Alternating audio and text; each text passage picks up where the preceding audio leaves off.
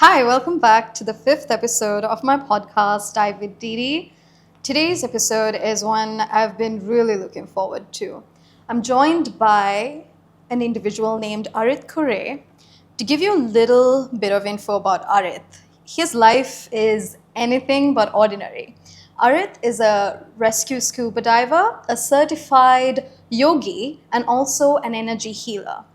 Right now, Arith is in Arugambe doing his thing, and I'm more than excited to have this conversation with him today. His expertise in Ayurveda and yoga, it's a unique blend of modern awareness and ancient wisdom. So grab a cup of coffee or tea, lay back, and let's dive in. Arith, thank you so much for coming all the way from Arugambe. You've been through the wild and you're here today. How are you? Yeah, very good, and thanks for having me. This is of course. yeah, I feel very lucky to be here.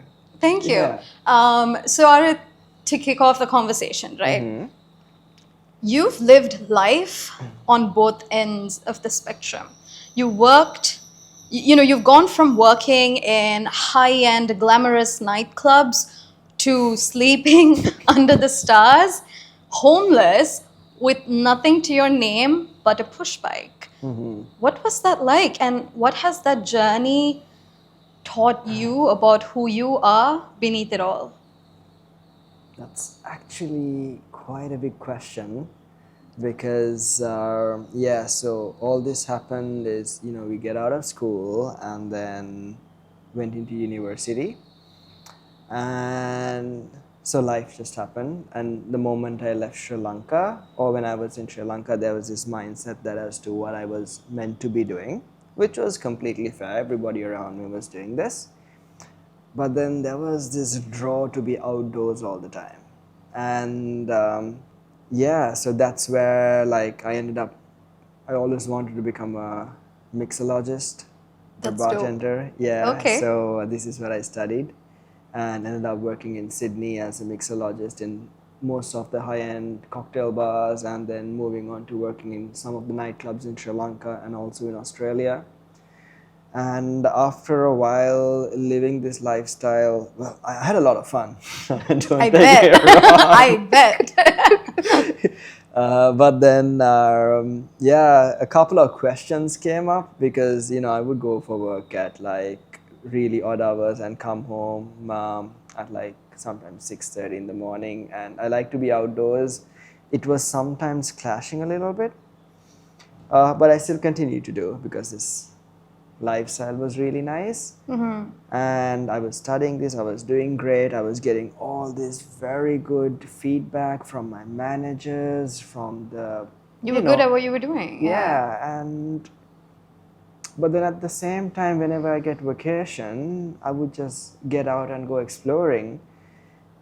And this little question started to come, which is I really like this. My heart makes, when I'm outside, it makes my heart really happy. But it also, there is some sort of happiness on the other side, which I can't seem to really figure out. Okay, yeah. Yeah, but there is something deeper on the other end. And this was running in my mind. I still continued to go. And that's when I met this guy in my first year of uni. I was working in a beautiful island in the Whitsunday. So this is in the Great Barrier Reef in Australia. Okay. And so it was fantastic. Can't complain because go work in the morning and the evening. The reef is just next door. So we go for a snorkel. There's a million of fish. There's whales swimming outside. And on the weekends we go for a dive. So we were living this beautiful life. And then I met this guy from South Africa who had cycled. Right. A long way, and he started putting this little, I don't know if I want to call it a germ, but He planted a seed. yeah, he started planting little seeds in my head, and he was telling me these crazy stories which I never believed. And so how can you write? Because I asked him his story, and he's like, he rode the bike for 1,000, 2,000 kilometers. Like, man, that's not possible. And then he started telling me these really amazing stories. But during that time, before I was doing a lot of hitchhiking in Malaysia. So I've done a lot of hitchhiking both in Malaysia, going across Asia, and in Sri Lanka, living outdoors. But this entire idea of going long distance on a push bike, never really looked into it. I've read multiple blogs. And one day I had this urge when I had my vacation to go. So this is an area called Cairns, which is a beautiful part of the Great Barrier Reef, to go and dive. And I was like around 350 kilometers from where I lived, and I was thinking, okay, I need to get there. How do I get there? I was like, oh, maybe I could ride a push bike.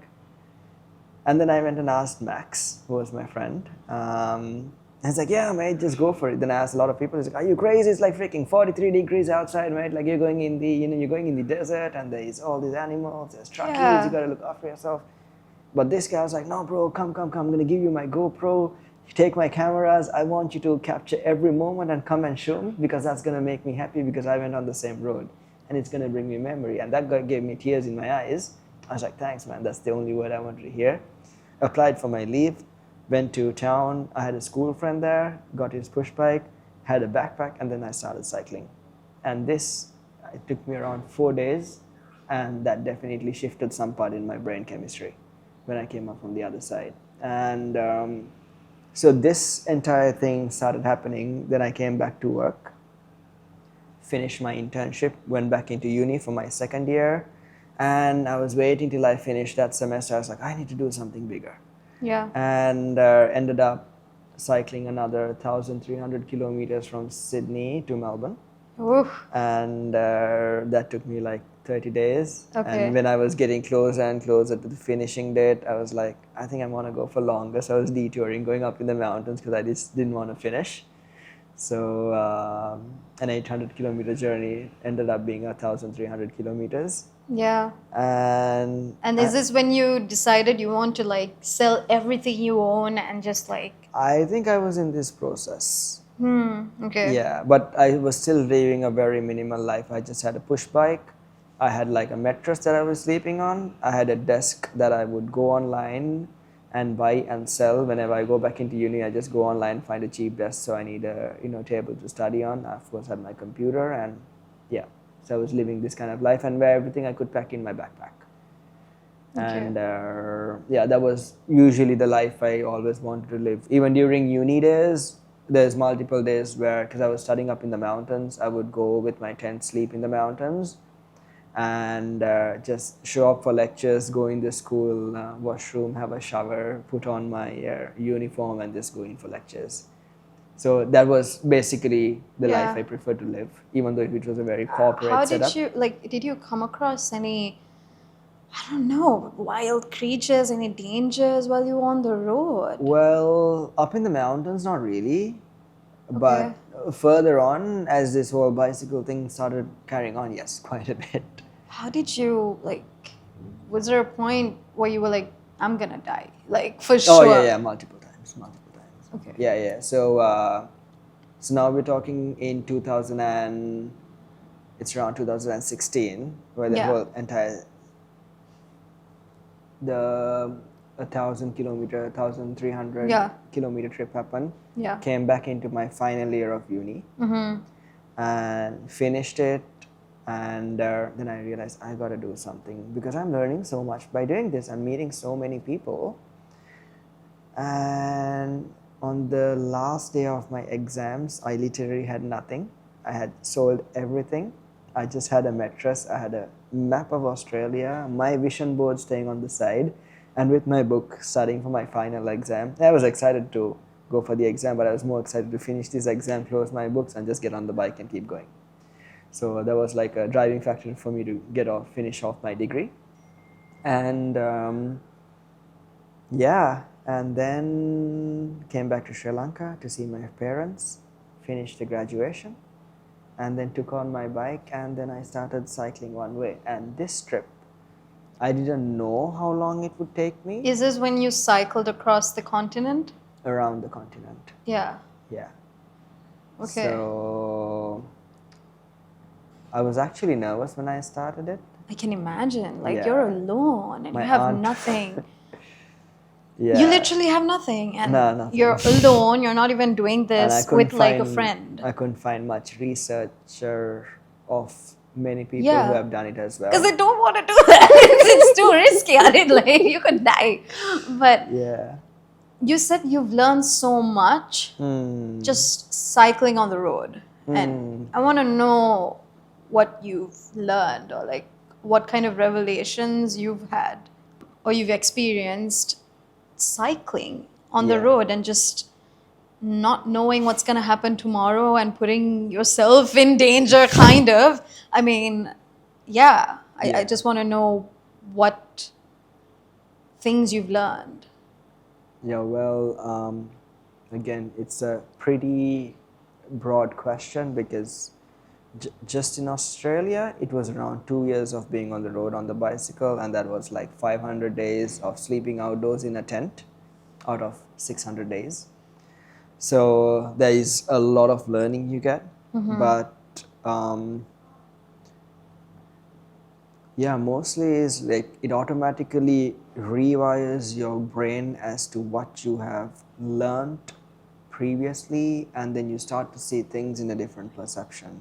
Unlearning? Unlearning and a relearning process that starts to naturally happen. And also being on a bicycle, depending, so there's a lot. We just talk about like the main stuff, right? Yeah. Is there is no a glass, there is no frame between you and the outside nature. If it's raining, I'm getting wet. If it's sunny, I'm burning. If the flowers are blooming, I'm smelling it and my lungs are filling with it.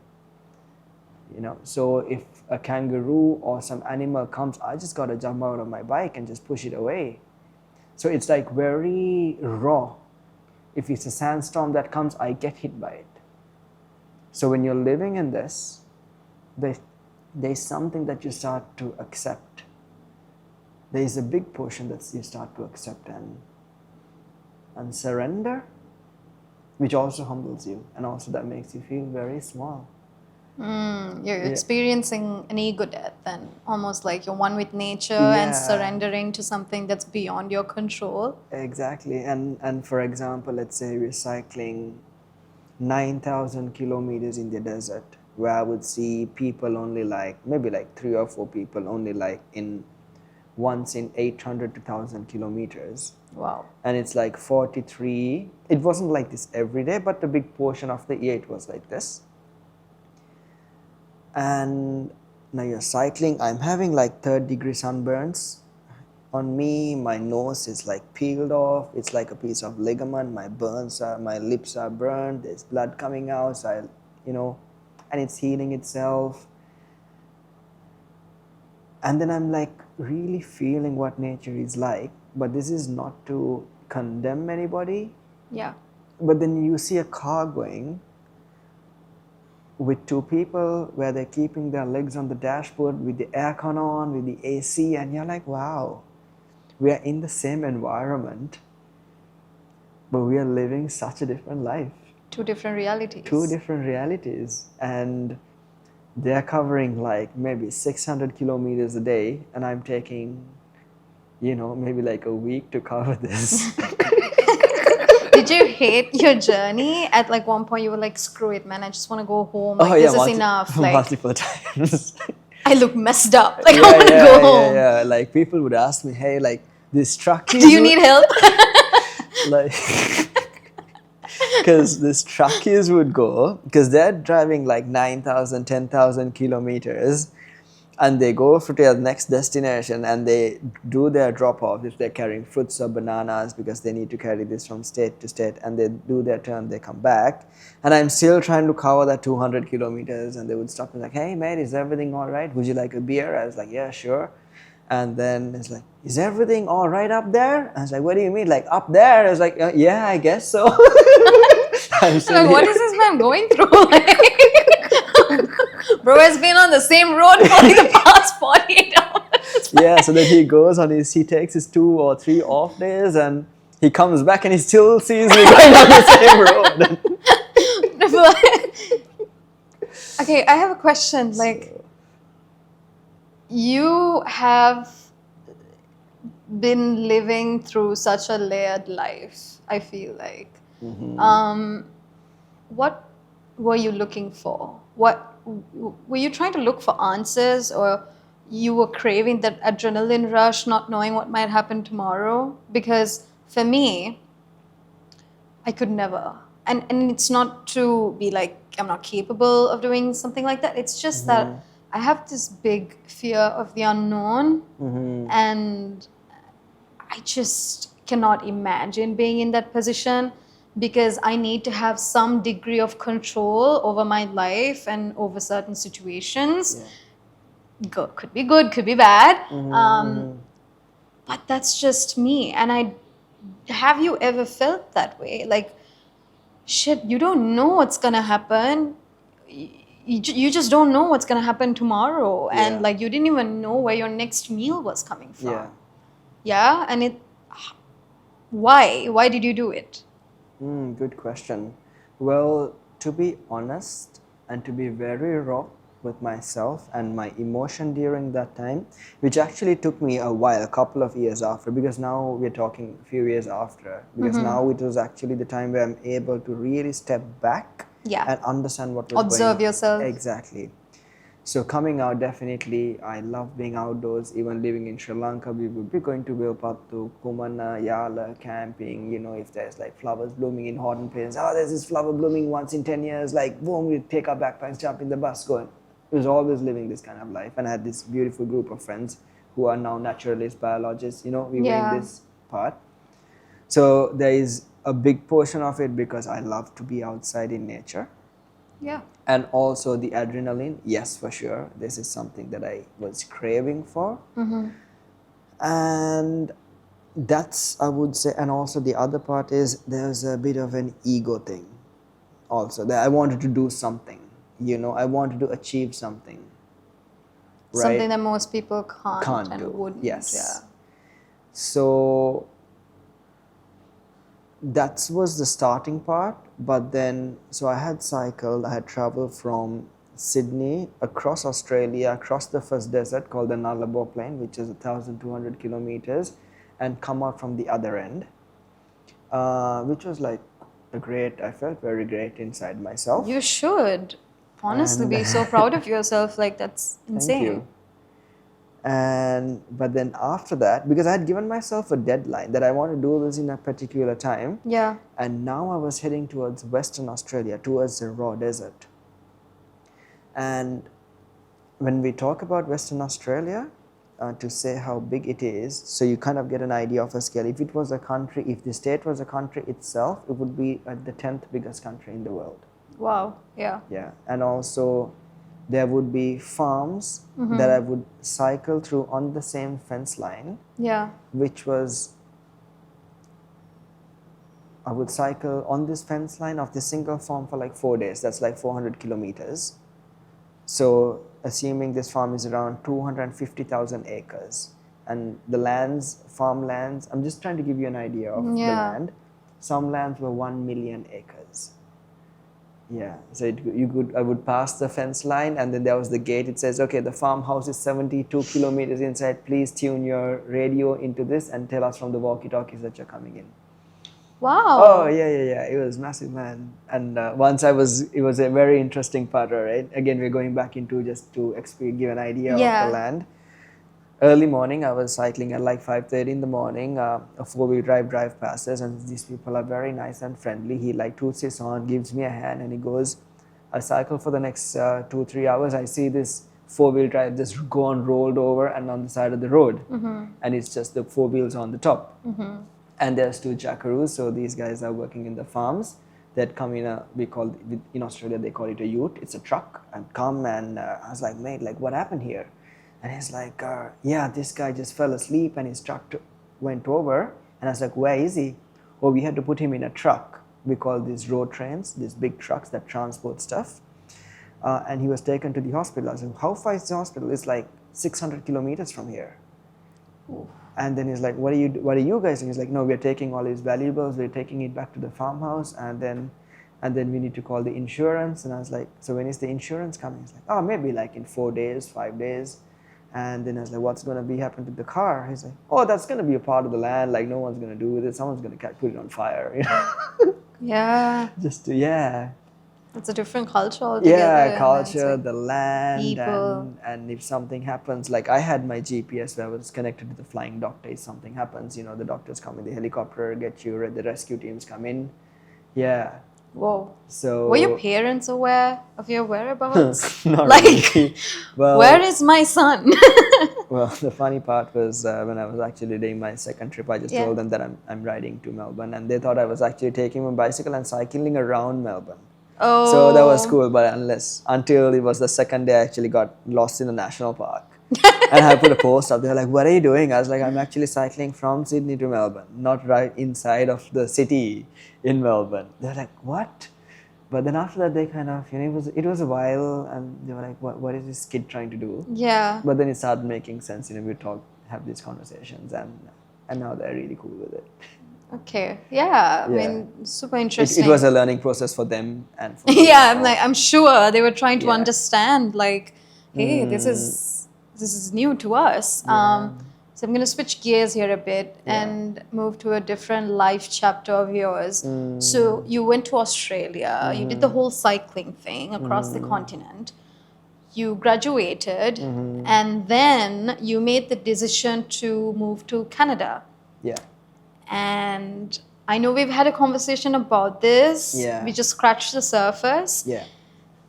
And damn, you ended up living in a tent, dumpster diving, Yeah. crazy. Yeah. Like, I can't keep up. It's like 900 different life chapters, and I'm like, which one do we talk about? Like, Yeah. what happened there? Like, So basically, after 2 years of living on the road, I came back to Sydney. And the moment you come, you feel like a superhero because the media is coming. They want to talk to you.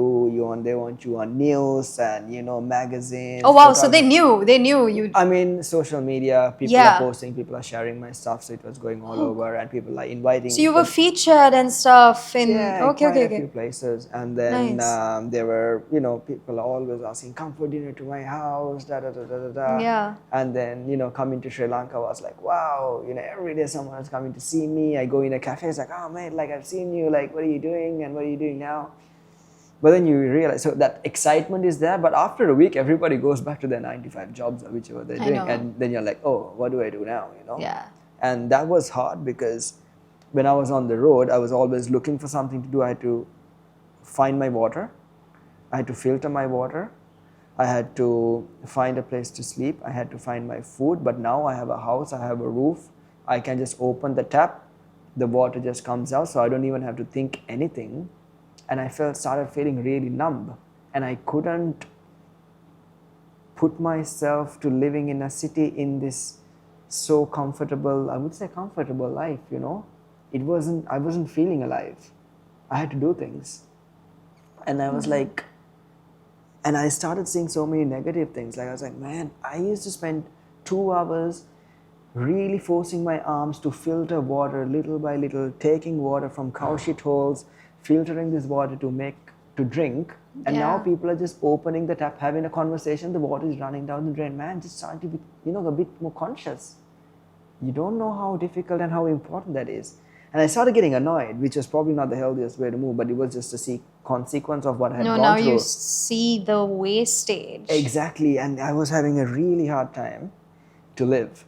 Yeah. And then I took my bicycle and started cycling around Sri Lanka, just in random places, like no road. Went to Mana, went to like Anuradhapura, Puthukudi, where we had heat and good stay in monasteries, sleep in temples, and then it was not really making sense. And then I had my friend, my ex-partner, who was living in Canada. She had also cycled a certain section with me, and she's like, hey, why don't you come to Canada? Yeah. Why don't you come live here, and so you have some time to, settle in. And I was like, oh, that's a great opportunity. So everything worked out. This was during time of COVID. I got a ticket. I flew across the world, and I was living there. I went for 3 months. COVID happened. My flight kept getting cancelled when I wanted to come back, and things happened between us. And then I had to move out and do my own thing. And I ended up staying in Canada for 1.5 years. never experienced winter before, never seen snow in my life. I was living in a very raw village, and then I started running out of money. And when I started running out of money, like I really started running out of money. Yeah. And I mean, then you can call yourself, I'm out of money, but this was like, but I was like, okay, but I got to start thinking what to do now. yeah, And you're in a new country and you're out of yeah, money. and people don't speak the language as well. So managed to learn a little bit of French here and there. Managed to find a couple of jobs, some odd jobs, making shampoo, working in construction, doing gardening. I had a couple of chickens, I was getting some eggs, grew a couple of veggies to get my food. And then, yeah, I started dumpster diving. Yeah, and then I Okay. was literally dumpster diving for almost 1 year. And that was actually beautiful. Yeah, I You really might loved be it. the first person. What do you mean by that? Like, what do you mean by dumpster diving was beautiful?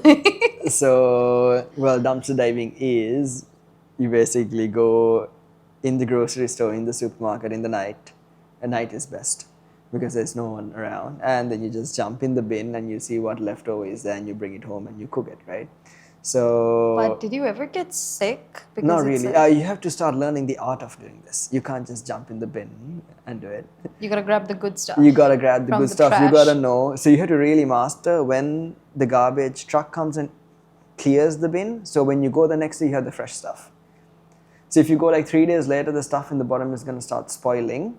So then there's worms in there, and then it gets disgusting. So you have to really know the schedule of the supermarket So and how it's okay. functioning. So once the you know this, garbage truck comes, yeah, picks up the trash, yeah. and then the new trash is the stuff. Yeah, Is it's the the good stuff. stuff. It's the good stuff.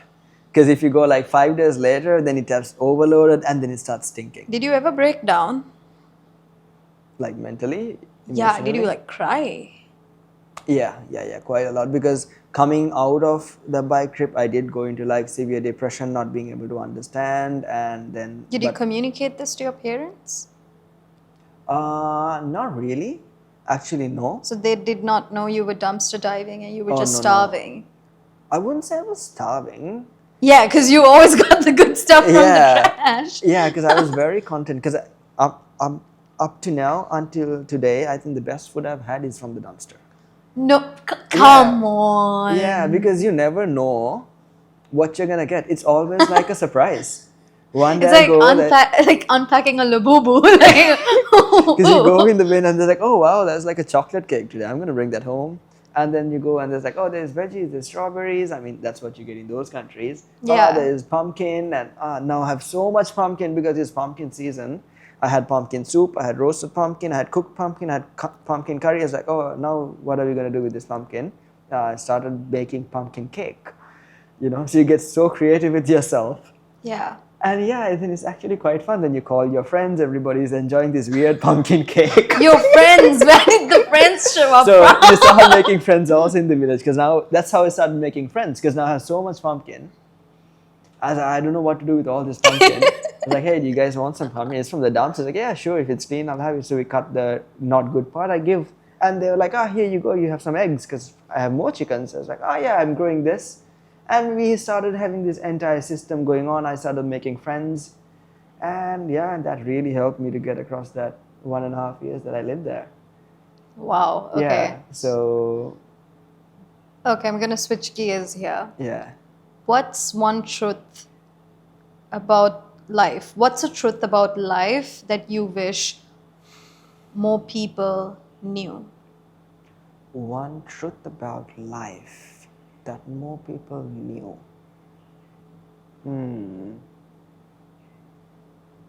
That it's not complicated. That we make it complicated.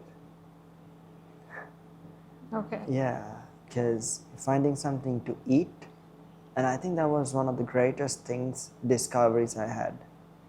Because really, making a living is not complicated. It's just our choices makes it complicated. To be happy, it is not complicated. It's just our choices that makes it complicated.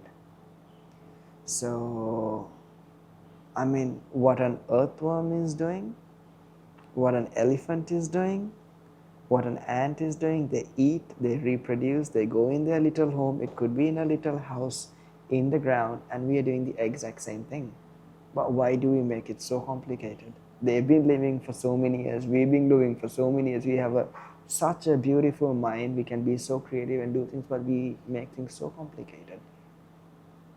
But why is that? If you actually think back, why is it that we make it complicated? That's because we have so many desires. Yeah, and we're not content with like Exactly. what There we is this have. craving that comes, and there is this ignorance that we start running behind this. Yeah. And then, unfortunately, for most of us, it makes, not everybody, for most of us, it makes us very miserable.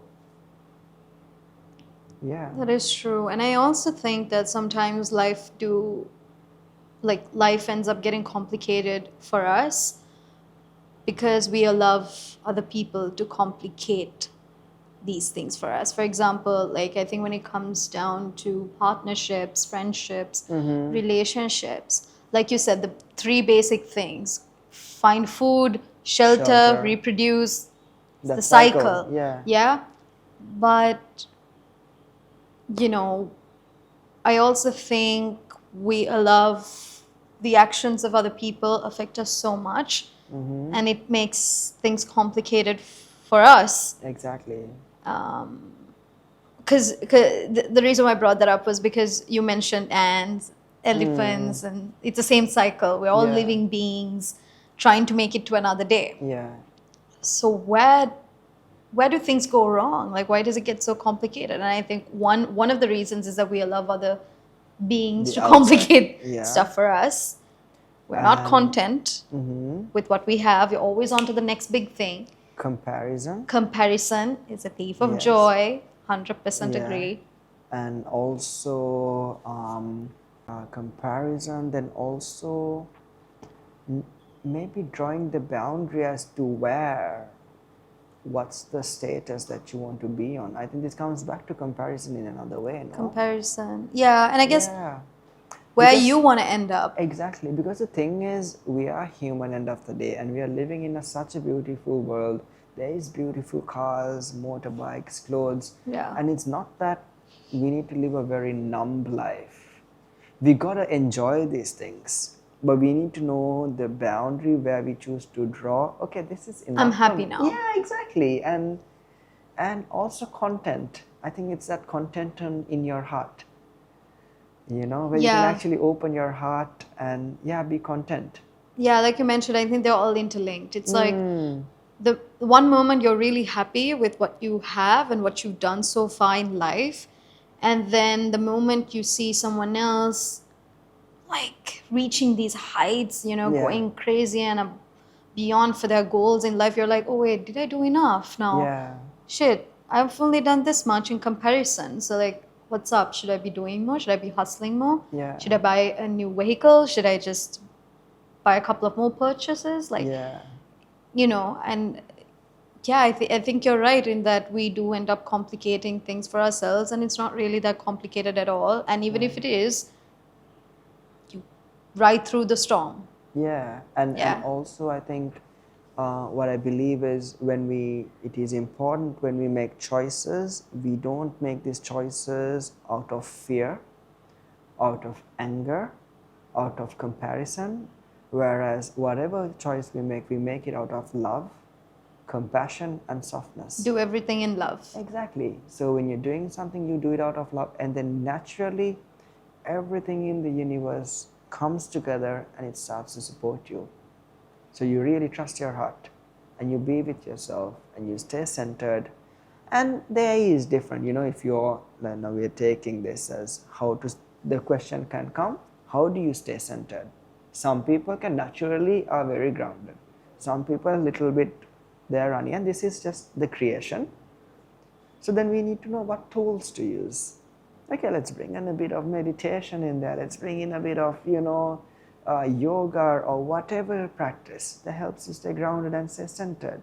It's like, there's a software problem, and then you put the right plugin to, run it again. So it's like that. It's very mechanical. You put the right plugin, and then you become centered, and then you're okay again. How do you use yoga? I know you're like an expert in that. How do you use yoga to help people and also help yourself? Well, first I would say help myself, because I need to be in a good space to be able to help someone else. And yoga, and when I say yoga, it's a very, very broad topic, because ultimately what the word yoga means is union. Union. Union, yeah, how we can be in union with the outside, with the universe itself. Oh, I didn't know that. Okay. Yeah, but cool. lately when we say yoga, the first thing that comes into mind is the whole exercise part. Yeah, and like a lifestyle. Yeah. After So my this yoga is class today. this is just marketing. So Okay. which is a good thing, Yeah. because more people are actually doing it unconsciously even, and good things happen to them. Yeah. Yeah. So let's talk about this postural practices. It's called asana.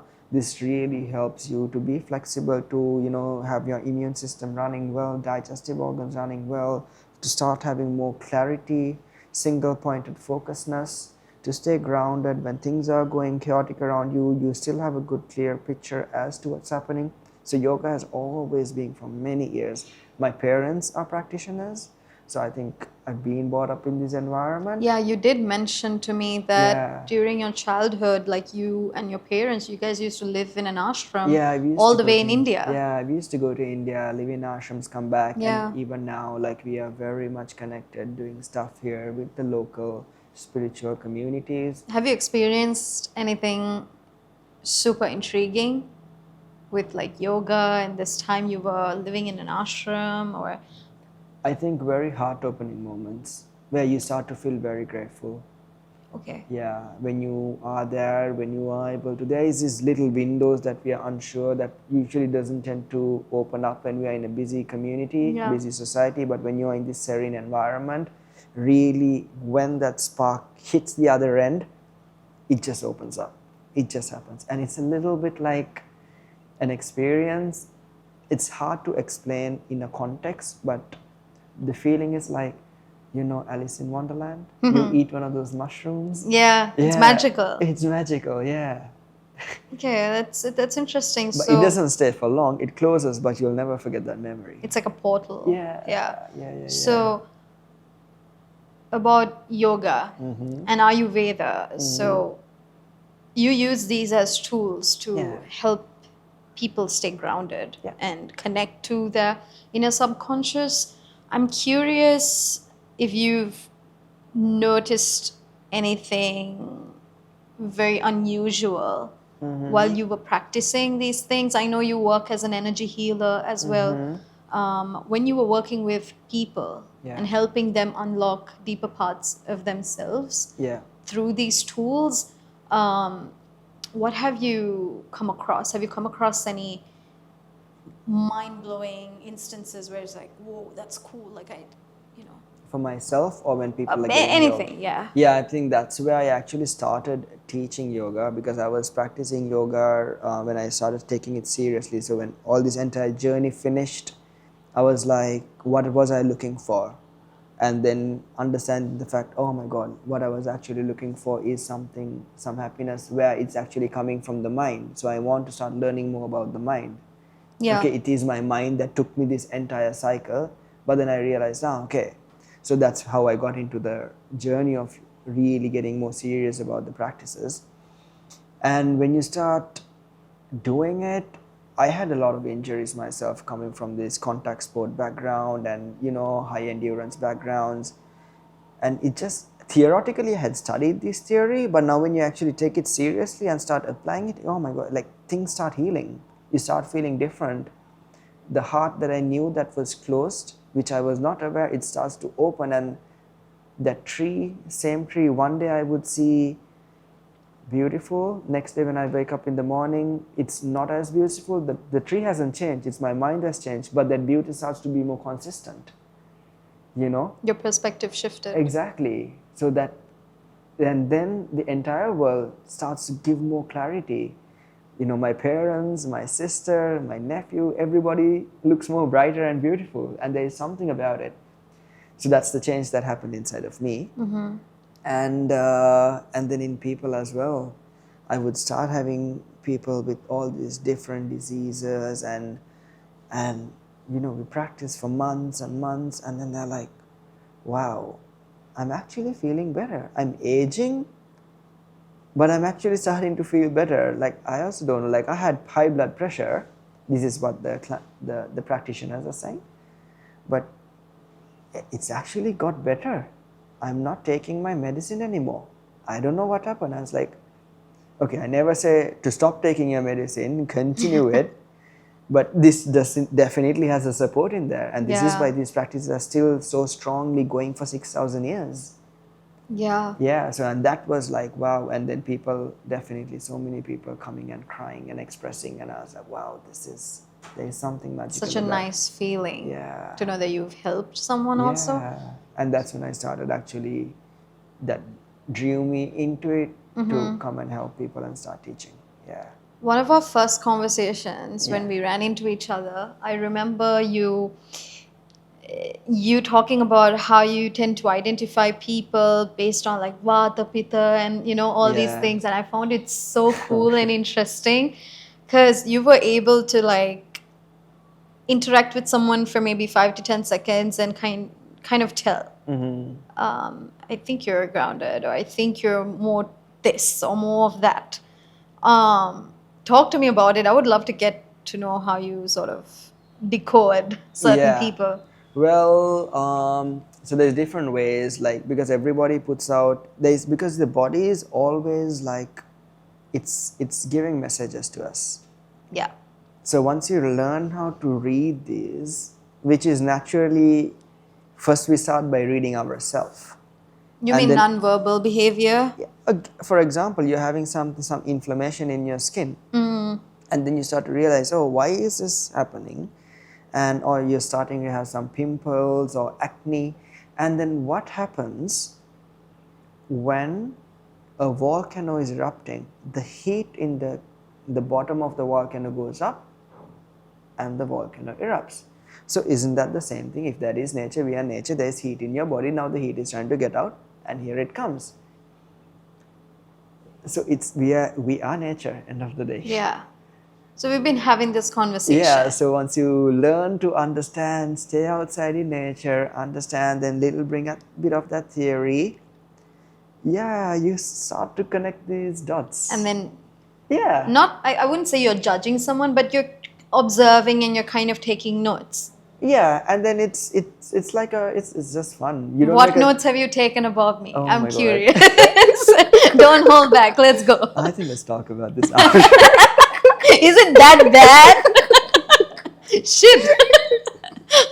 But just to scratch the surface, we've been having a conversation. There's obviously an energy exchange. Yeah. What observations have you made from this conversation? Because I'm curious to know, like, to dive into your mind and see what you've observed. In yourself? Yeah. No. So, for instance, now you said you interact with someone, you tend to notice these things. Yeah. The skin texture to their energy, their aura. So I'm curious to know what you have to say about the person in front of you. Oh, right. Okay. So the thing is this, Lily. We can talk about it, but it doesn't mean that it's in this. It's always very much in this, because there's a big range of things. Yeah, it's always so fluctuating. We have to be very fluid with it. Yes. All right, but for someone who has a very thorough Ayurvedic knowledge, where they will check your pulse, understand, they can give a more precise one. But what I'm talking here about is more having a basic idea of for everyday life living.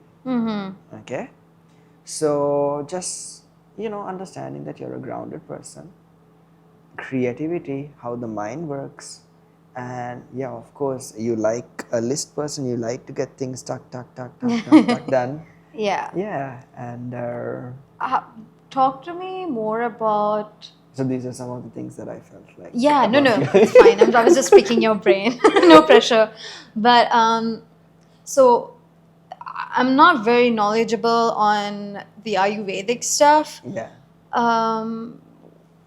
When it comes to Ayurveda, what do you wish that people knew more about Ayurveda? Like, is there something, any misconceptions that you feel like people just believe? I mean, what we can do here is we can actually keep this word Ayurveda outside, but take the essence of it, and is that understanding that most of the medicine we need is just out there in the garden, especially living here in the tropics. It's in nature. More than 50% of these trees are medicine. Yeah, and you don't have to panic when something goes wrong. Yeah. So there is so much medicine out there. You can live in so much harmony. And once you learn these little tools and techniques, how to run this system, it's like we have this system running, but we don't know the user manual. So this is kind of getting a little bit of an idea of the user manual. And just, you don't have to be like a hardcore practitioner for years doing this degree, that degree, master's, PhD. No, this is not necessary. If someone likes, for sure. Yeah. But having like a basic idea, if something is going wrong, if I'm getting sick or there's a flu going on, I just need to do these yoga postures. I need to do these breathing work. There's these spices in the kitchen. I can use this because that's going to boost my immune system up. If you're really meant to get sick, you will get sick. We can't stop that because that's your journey. But at the same time, the chances can be reduced. The percentage can be reduced. The time that you're going to start healing, it can be faster. Yeah. So it's like, and we can take so much use of it. For a faster healing process. And also being connected. Like you have and not rely on like meds all the time when meds are important. It is important. I would say so as well. But like you said, these are tools. Yeah. You can use to not get sick in the first place. Exactly. And okay, random question. From what I'm hearing and observing, you're obviously giving me nomad vibes. Like, I'm not like putting you into a box, but well, you have. Kinda. No. Based on vibes, Arith. Yeah. No, but I think you're more than that, obviously. I mean, I did choose to live homeless for 6 years. Yeah, you did. Yeah, that has to come from something. No, I think I'm curious to know what home means to you. What is home to you? Where your heart is where your home is. Okay.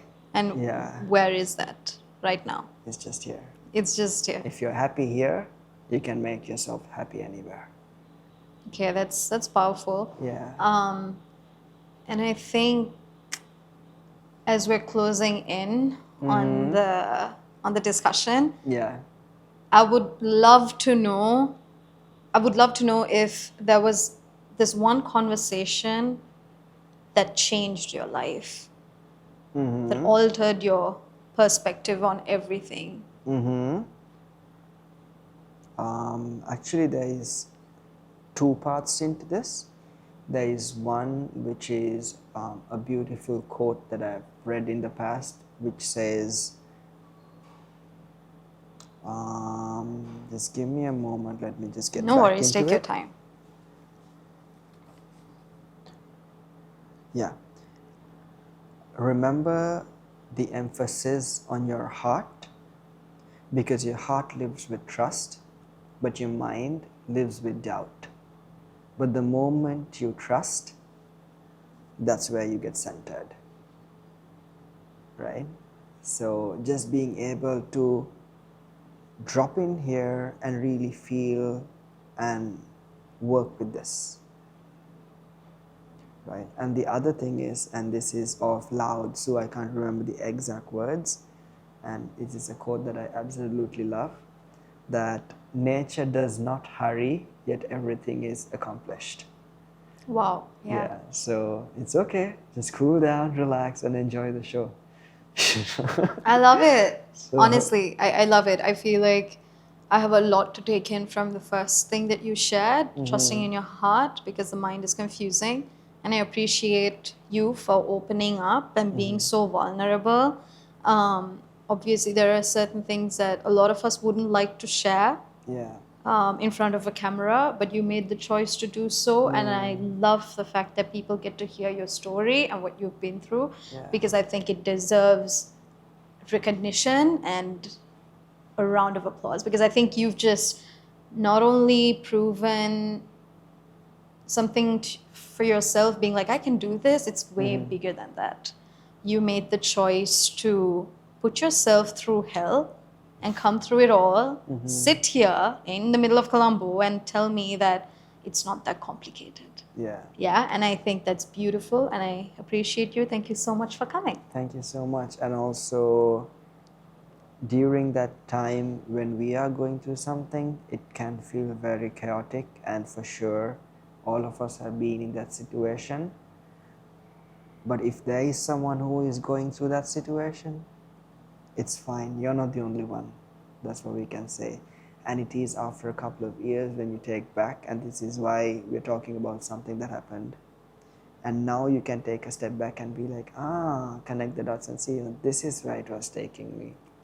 So yeah, The full circle moment. Yeah, and then just be and relax and just enjoy this moment and accepting and let nature unfold just as it is. Awesome. Thank you so much, Arith. Thanks, Didi. Thanks for having me.